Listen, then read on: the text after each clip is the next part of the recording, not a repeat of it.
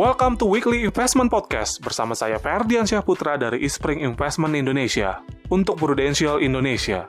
Dalam instrumen investasi obligasi, ada kaitan erat antara perubahan suku bunga dengan harga obligasi yang memiliki hubungan terbalik.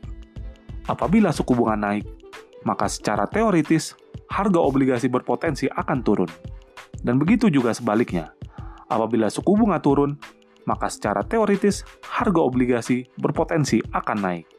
Namun yang menjadi permasalahan adalah ketika suku bunga naik atau turun, maka harga semua obligasi akan turun atau naik secara bersamaan dengan besaran yang berbeda-beda. Perbedaan naik turunnya harga ini terutama dikarenakan faktor durasi dari suatu obligasi. Untuk mengukur sejauh mana sensitivitas sebuah obligasi terhadap perubahan naik atau turunnya suku bunga, maka digunakanlah ukuran durasi yang dinyatakan dalam satuan tahun.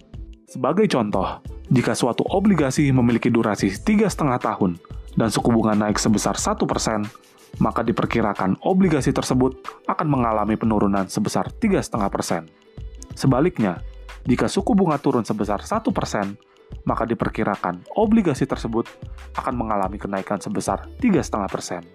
Dalam praktiknya, durasi obligasi disebut panjang atau pendek, bukan besar kecil atau tinggi rendah. Ketika suku bunga naik, harga obligasi dengan durasi yang lebih panjang akan turun lebih dalam dibandingkan dengan harga obligasi dengan durasi lebih pendek. Sebaliknya, ketika suku bunga turun, harga obligasi berdurasi lebih panjang akan berpotensi naik lebih tinggi dibandingkan dengan harga obligasi berdurasi pendek. Misalnya obligasi ABC berdurasi 5 tahun dan obligasi XYZ berdurasi 3 tahun. Ketika suku bunga naik 1%, harga obligasi ABC dengan durasi lebih panjang mungkin akan turun 1,5%. Sedangkan harga obligasi XYZ dengan durasi lebih pendek mungkin akan turun hanya 1% saja. Jadi dalam situasi ketika suku bunga berpotensi naik, obligasi XYZ yang berdurasi lebih pendek dapat menjadi pilihan karena lebih defensif.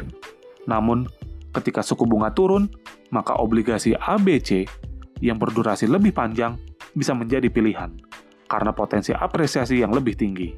Lebih lanjut, di tengah-tengah situasi ekonomi di mana inflasi dan juga suku bunga relatif rendah seperti saat ini, maka produk dana investasi pendapatan tetap patut menjadi bahan pertimbangan, di mana terdapat momentum penurunan suku bunga yang akan memberikan sentimen positif terhadap instrumen investasi obligasi dan akan sangat berguna untuk diversifikasi portofolio secara keseluruhan.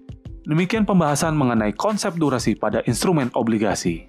Semoga bermanfaat dan salam investasi.